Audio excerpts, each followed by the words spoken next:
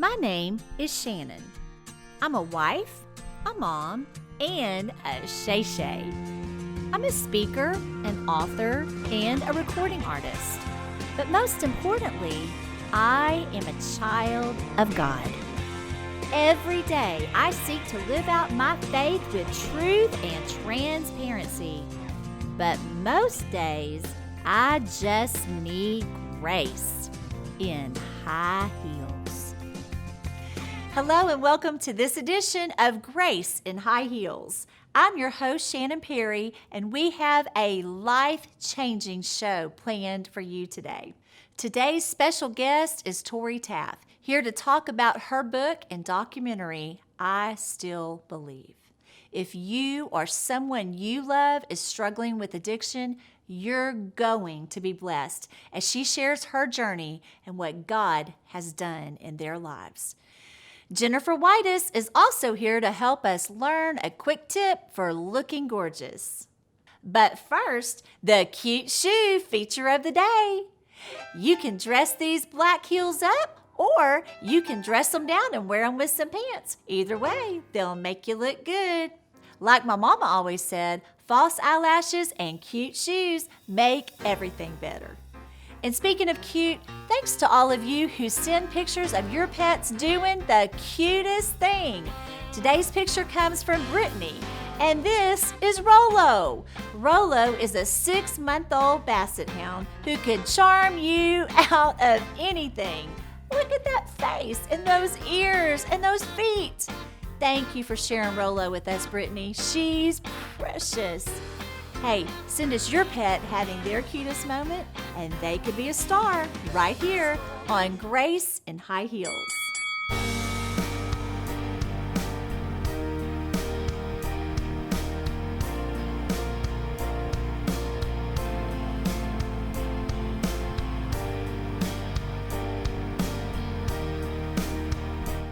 Speaking of grace, we get to hear from a member of our Grace and Guts Girls book club. Grace and Guts is my latest book that teaches how to throw the knockout punch to the 12 areas women say they struggle with the most. Today's question comes from Michelle. Hi, Shannon. I just finished reading your book, Grace and Guts, and it is jam-packed with the truth, with scripture, with your testimony, and not just any part of your testimony, the really vulnerable parts of your testimony. You still do weave in your humor, which makes some of these topics a little more lighthearted, even though they are very heavy. And I was just nodding my head in agreement, thinking someone finally gets it. These are strategies that are practical, that any woman can accomplish, even myself, a busy mom of 2, and the chapters specifically that really spoke to me were people-pleasing and insecurity and inferiority. This is a must-read book for every woman, and I'm just so excited and blessed to have read this, and I'm so excited to be able to share it with everyone that I know. Wow, thank you, Michelle. When I spend months and even years writing a book, there's nothing my readers can tell me that makes my heart smile more than to know that the words God has given me have helped to shape their life. Not because I'm powerful, but because I pray as I write that God's word would cut through anything the reader's facing so the message of the book meets them right where they are. So thank you for taking the time to let me know how important this book is to you. I appreciate you. If you haven't read Grace and Guts, you can pick up a copy wherever books are sold. And when you do, know that I've prayed that every word you read will do the same for you that it did for Michelle. If you'd like to join the Grace and Guts Girls Book Club, it's free. Log on to shannonperry.com and send us your thoughts. You could be in the next video we share. Women are warriors. We fight for our families, our friends, and our faith. But we're often hesitant to enter the ring when it comes to caring for ourselves. Our opponent comes to steal, to kill, and to destroy. But we've already been promised that we'll win the round when we find the guts to enter the ring and the grace to endure the fight.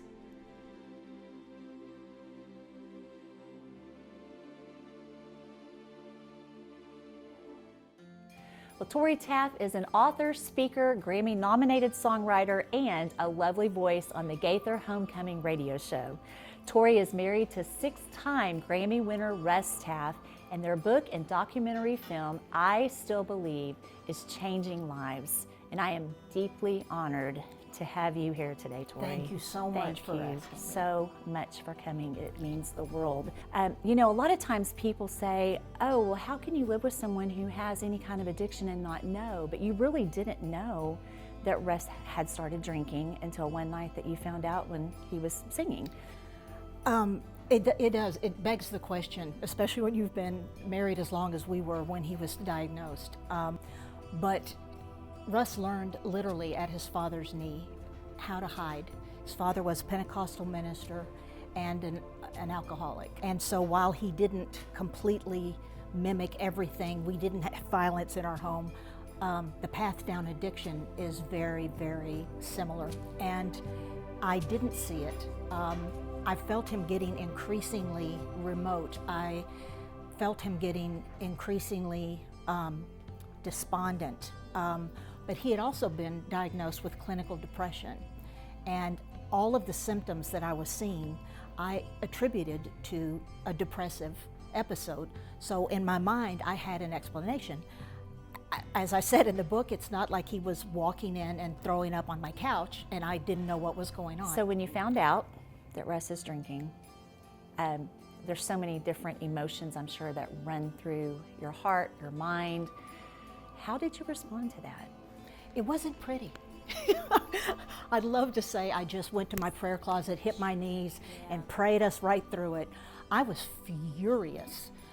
I was furious that something that had been that destructive in his life, that he would even play around with the aspect of that turning into our story as well. I'm a big believer in knowledge is power. So right after I wanted to kill him, I then started trying to figure out what is this? What am I up against? And so I did a lot of. I went to Al-Anon. I read everything I could get my hands on. I talked to other people. My brother, who's a psychologist, which comes in handy in our family. He had been married to someone with an addiction, and so he was a great resource. But the broken heart part didn't go away for a long time. What was the driving force really for Russ to get him to where he is today? Because he could have easily quit. That's a good question. Bill Gaither likes to say that he has never met anyone in his life that gets up and keeps trying more than Russ. And part of that was the God in him. And I know that sounds... No, it doesn't. But it's the truth. And when I couldn't appeal to the man I knew and the man I loved and the man I'd known since I was 16 years old, I would pray when he was asleep and I would speak directly to that spirit man because I knew that was the real Russ. In the movie, one of the most painful parts to watch is that there was one time in his entire life and career that he walked out on stage drunk, visibly impaired. And because he can really pick them, it was during a video shoot. Why not do it with cameras? Yeah. And after that, he went to treatment. That was his third time in treatment. And again, with these long periods in between. He came out of treatment, and this is after his mother died, and he was so raw, and so it was the therapist we were seeing at the time, and I am a huge believer in good quality therapy that has saved our lives. It literally has been the hand of God in our lives. To understand addiction. To understand addiction, to understand patterns, to give other options, to learn behaviors, to unlearn behaviors. The therapist we were seeing at the time, who is an addiction specialist, said, listen, he relapsed after he got out of treatment. You don't need to go back and learn how to be sober. You've been sober for decades at a time. What you are is a child of trauma. And that trauma has never been addressed. You've never gone down into it. And every time it got close to getting down into it in therapy, he was gone. I was pretty burnt out at that point. I had already started making plans to move on because it just felt like if he couldn't get it at this point, I don't think he's going to get it. I think we've lost him. But when he came home, he was different. So we tentatively started walking back towards each other and walking into our future. Wow. Tori, you said something really important, I think, for people who are struggling with someone who they love or they live with who has an addiction. And you said, speak to the person that you know they are instead of talking to that disease. Yes. And I think that is such a powerful thing to say, because too many times when that thing has a face, Oh yeah. that's the first. We can be talking to the person and it's like they change right as you're talking to them, and you think, oh, I don't know if I'm talking to the person or the addict Or the disease. or the disease. You're And so, exactly right. and so it's really important to remember that this thing, as you said, this thing is not who they are. There is this trauma that is so heavy and that is so weighting them down that that's all they know how to do is carry that pain with them until they need to medicate. But let's talk about what we can expect when we read it or when we watch it. The book is more detailed. The book, we can bring in some other stories, and fill in some blanks. You have to paint with a pretty broad stroke when you're doing something on film, or it's going to be, a miniseries. So the book, like the movie, the book has a lot of different voices in it. We have a lot of friends, Amy Grant and Michael Tate and Bart Millard and Bill Gaither, and they show up in the movie and they talk about different parts of our life. They show up in the book too. We took transcripts, some of the things that weren't ended up in the movie, and they're in the book too. So it's almost like a conversation. Let's talk about those friends for a minute, because one of the things that I thought was so amazing is the way that they responded when they found out that Russ was struggling. And I think this is crucial for anybody who's listening who has an addiction to know that there are people out there who want to support them, who want to love you, who want to pray with you, who will not judge you, because like you said, this is not a moral thing. This is not a moral issue. This is something that goes so much deeper. Talk to us about the way that the people surrounded Russ once they found out that night. That night. Russ's addiction was an open secret in our closed circle with family and friends and industry people. He had never felt the need or the desire to be the poster child for a drunk gospel singer. So he was very careful about not, and we've seen in the past with people get newly sober, get out there and start saying, I got this and licked, and he didn't ever want that to happen. And so it was known within our circle. What happened that night that you're referring to when the taping was going on, and it was a all-star salute to CCM music, and Russ was going to be the big finish. He was going to sing Praise the Lord with the Imperials, which was a big song, and he was so impaired that they got him off the stage and home while they were still taping. What happened with all of those artists, and it was the luminaries of our industry, they gathered backstage, and as the producer, who was Dan Postema, who's a dear friend of ours, he said, they didn't say, and Shonda also said, you'd think that we'd be standing around going, well, he sure blew it for us. Now we're going to have to come back in and film it again. She said what there was a silence and tears and a concern. And my dear friend Bonnie Keene, who was there that night and has walked through so much of this with us, Bonnie said it was like watching a bleeding child begging for a tourniquet. It was painful to witness. I wasn't there. I witnessed the aftermath. But what they did is they saw past the behavior and they saw the need. There may be people watching today who say, you know what, I'm really glad it worked out for you. I'm so glad to hear your story and that everything went well, but I'm on the brink. I don't know what else I can do with this person. I've tried. What would you say to them?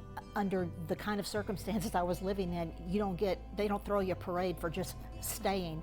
And if I was staying and getting sicker myself and getting more and more bogged down into the morass of addiction, I'm not helpful for anyone. So I would say the goal and the heart's desire doesn't have to be, I'm gonna stay no matter what. It needs to be, God, where do you want me in this? I thought if as long as I loved him, I had to stay. I found out that I could love him and walk away if that's what I needed to do. And I would have been able to do that with the full knowledge that God was not judging me or mad at me. It didn't get to that point. It got darn close. But again, submitting to the help that we were being shown got us to the point that walking away wasn't a daily issue. I didn't threaten to leave. I just made plans to when I thought I was going to have to. And our story does have a happy ending in the sense that Russ is not drunk and I didn't kill him in his sleep. We love our children, our daughters, our grown daughters, and we're standing here as a testament to what God can do, but it's not a contest. And if you need to leave, and I was not in a situation ever where I was physically in danger. If I was, that would have to have been a different picture.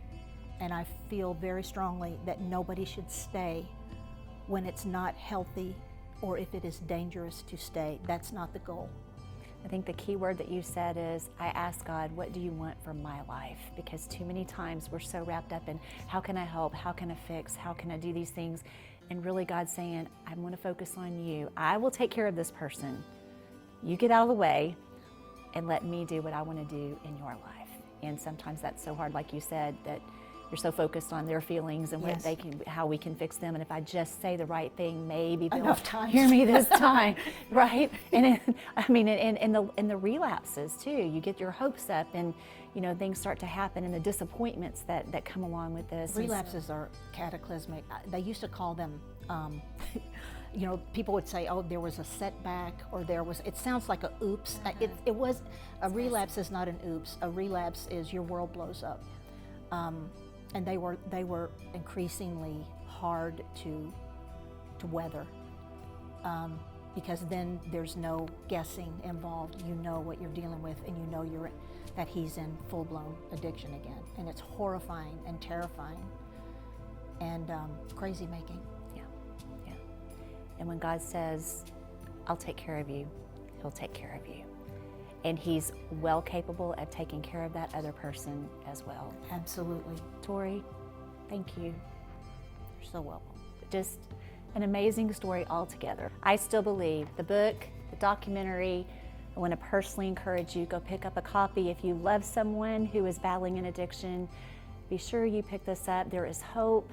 God is in every part of the middle of your mess, and he wants to intervene. Whether you're the addict, whether you're the one who's struggling, or whether you're the one who's living with someone who has an addiction. If you know Jesus Christ as your personal Savior and your Lord, you never have to take another negative word from another person inside of your heart about yourself, because if it can't be backed up in here, it's not the truth.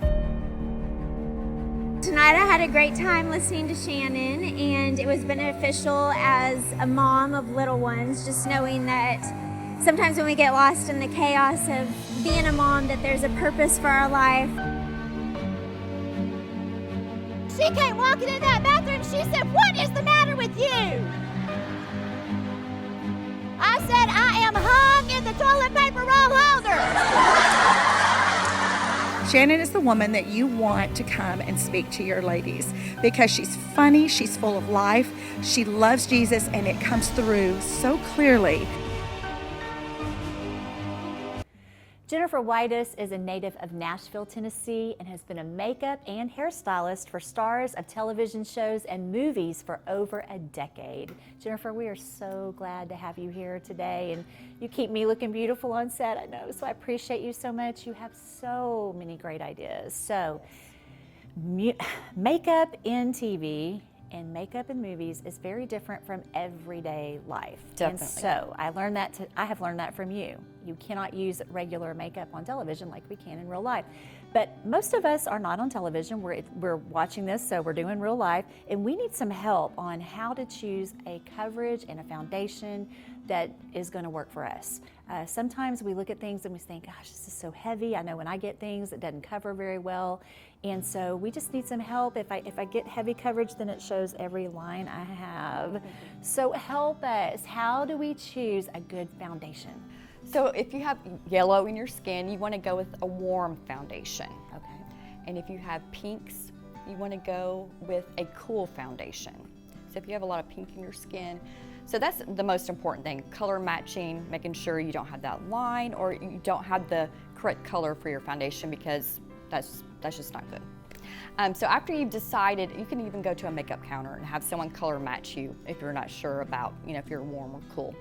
And there's different levels of coverage. I know I have a lot of clients who are like, oh, I hate the heavy foundation. And I ask them, have they ever tried maybe a tinted moisturizer? So a tinted moisturizer is really great. It's lightweight. It gives a really nice hydrating feel to your skin. So you can just throw that on and you're good to go. It's just a beautiful coverage. And they also have illuminating tinted moisturizers as well. So that has a little bit of iridescent glow to it. Okay. And then the next one would be, they have compacts that are foundations as well. So those are, an example of that would be a MAC product, Studio Tech. Okay, does that have powder in it? No, it is a pressed foundation. Okay. Yes. I've always wondered about that. You know, when we see a compact, the first thing we think is, oh, it must have powder and it's going to be kind of cakey on me. Exactly. So it's not powder based. It's not. It is a liquid, It literally is a liquid pressed. foundation. That's pressed, yes, and it's amazing coverage. So that's what I use for my TV clients. It gives really great coverage. You can build the coverage as well. And also too, there's also pressed powder foundations as well. You can use it dry and that will give you a lighter coverage, or you can wet your brush and use it as a heavier coverage. Okay, big question. How do we choose between a compact and a liquid? Yes, just depending on how, like if you want to hide freckles, for instance, for myself. I used to hate my freckles, so I would want a heavier coverage. Well, now I've embraced my freckles. Good for you. Yes, and I like to use a tinted moisturizer for myself personally. But it just depends really on your coverage. Like if there's anything you want to hide, you can use a little bit heavier pressed foundation. Okay. Yes, and there's also, I really like also too how to apply your foundation is everything as well. Oh, that's huge. Like with because foundation a lot of times brushes. we get this thing going on right here, Yes. don't we? Yes. Yeah, And for what do we do? just in my opinion, I think that sponges really absorb a lot of your product, especially if you're using just a pump liquid. Yes, you use a lot of brushes. I do. I love my Right. foundation brush. As soon as I discovered that, probably about 12 years ago, never go back to sponges. Okay. Hey, Jennifer, thank you so much Thank for you for being with having us me. today. Thank And if you. they want to connect with you and have more questions for you, how can they do that? Yes, they can go on Facebook at Jennifer Whitus Nashville Makeup Artist on Facebook. Look her up. She's got great ideas. She'll be so helpful, and she's so sweet. Thank you, Jennifer. Appreciate you. While we can all still paint the barn, if you know what I mean, the Bible reminds us that God doesn't look on the outward appearance. He looks at the heart. A lot of times it's easy to put on a brave face on the outside, but we all face those moments when we need Him to do what only He can do. And the truth is, we need Him every moment. So here's a quick clip of grace from the road just for you.